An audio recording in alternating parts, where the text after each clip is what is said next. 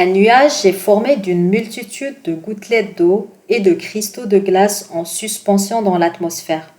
Son aspect en fonction de la nature, de la taille et de la répartition des particules qui le composent, ainsi de la lumière qui l'éclaire.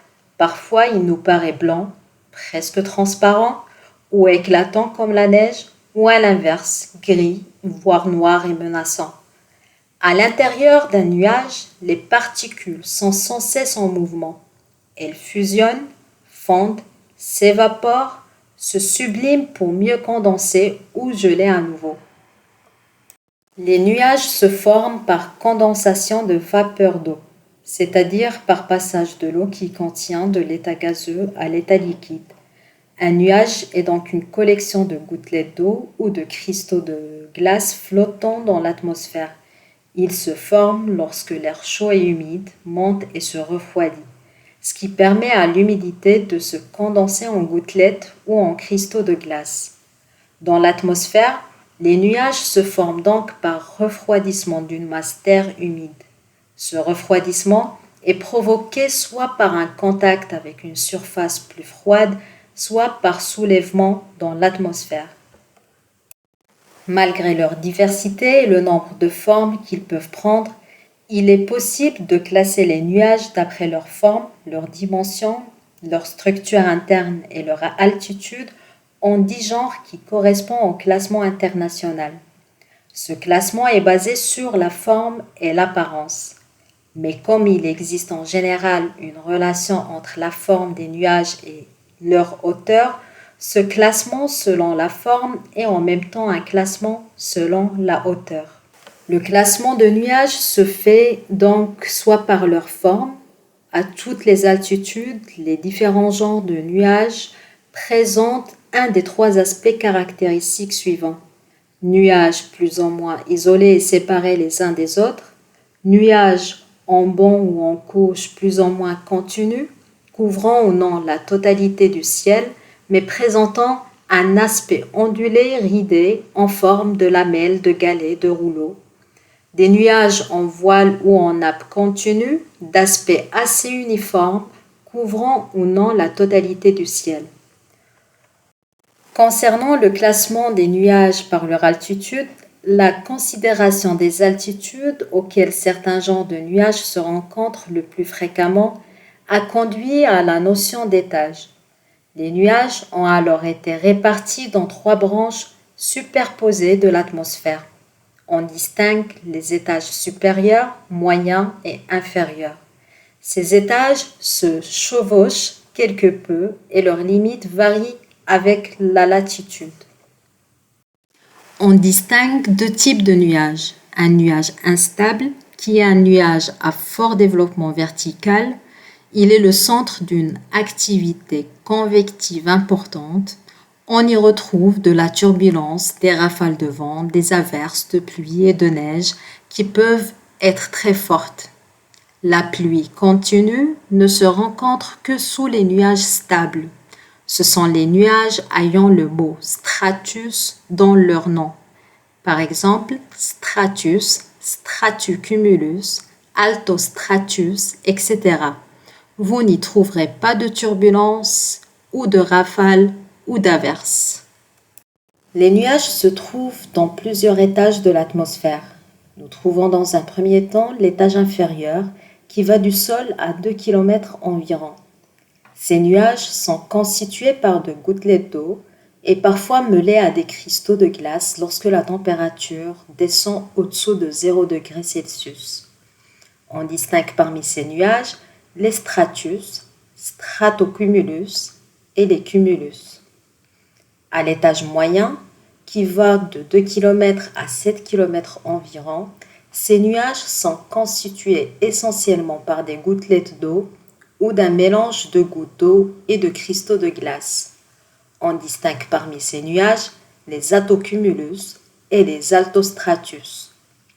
À l'étage supérieur, qui va de 5 km à 13 km environ, les nuages de l'étage supérieur sont tous formés de cristaux de glace.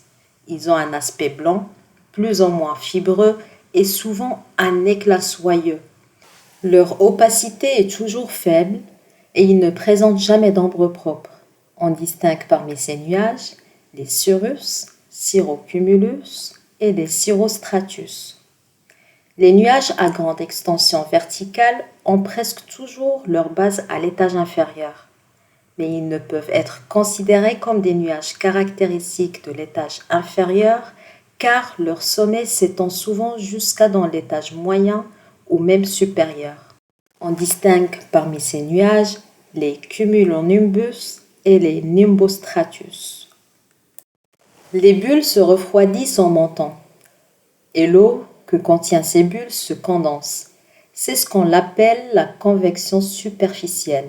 Elle se manifeste dans les premiers kilomètres de l'atmosphère. Les nuages créés par la convection se nomment les nuages convectifs.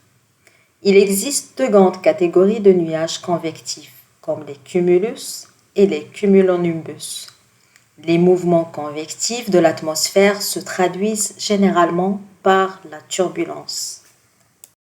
Les nuages lenticulaires indiquent la présence de turbulences et d'ondes orographiques. Si la direction du vent est perpendiculaire au relief et si sa vitesse est supérieure à 36 km/h et se renforce avec l'altitude, il y a la possibilité de création d'un système ondulatoire, matérialisé par les sommets accrochés, puis les nuages lenticulaires au-dessus et à l'aval du relief. Les ondes sont dites stationnaires ou orographiques à cause de leur association avec les montagnes. Leur profil peut s'étaler sous le vent et à une distance de 150 km. Au-dessous et à proximité de nuages orographiques, nous trouvons de fortes turbulences. Les nuages orographiques se forment lorsqu'un flux d'air se heurte à une montagne ou à une colline. Il est contraint de s'élever. Ce phénomène est appelé soulèvement orographique. Si le flux est suffisamment humide, des nuages se forment sur la face des montagnes exposées au vent et sont appelés nuages orographiques. Le brouillard est un nuage dont sa base qui touche le sol est constituée de fines gouttelettes d'eau et l'humidité relative est très élevée car la différence entre la température de l'air et la température du point de rosée est très faible, seulement d'1 degré Celsius. Si nous trouvons par exemple dans un métard l'appellation ou l'expression 11 par 10, cela veut dire que nous avons une température de 11 degrés Celsius et un point de rosée de 10 degrés Celsius. Dans ce cas, nous avons la formation d'un brouillard puisque la différence entre la température et le point de rosée est de 1 degré Celsius. À savoir que la visibilité horizontale est supérieure à 1 km quand nous avons de la brume. La visibilité horizontale est inférieure à 1 km quand nous avons un brouillard. Un brouillard de rayonnement. Il se forme par refroidissement nocturne de la surface terrestre, généralement en fin de nuit. Ce brouillard est typiquement terrestre et peut persister plusieurs jours en période hivernale. Il se dissipe en matinée sous l'action du rayonnement solaire, en commençant par la base, évoluant parfois en une couche de nuages bas, comme les stratus. Le brouillard de rayonnement se forme par un vent faible mais pas nul et par un temps clair. Un brouillard d'advection se forme lorsqu'une masse d'air chaud et humide se déplace sur une surface relativement froide. La base de cette masse d'air se refroidit en contact de la surface froide et ce refroidissement se propage sur une certaine épaisseur. Le refroidissement entraîne la condensation de la vapeur d'eau en minuscules gouttelettes maintenues en suspension par la turbulence et le vent léger. Ce brouillard est rarement très dense, mais son épaisseur verticale est importante et il peut se former à tout moment de la journée. La plupart des brouillards rencontrés en haute mer sont des brouillards d'advection. Leur dissipation se produit avec le réchauffement de la surface froide ou par un changement de masse d'air, au passage d'un front par exemple. Le brouillard d'évaporation se forme sur les surfaces maritimes, surtout en automne ou en hiver. Il est très souvent associé à la brise de terre établie la nuit, qui amène de l'air froid sur une surface maritime chaude et humide. Ce type de brouillard peut se former par exemple en Méditerranée en hiver, quand de l'air froid à -5 degrés Celsius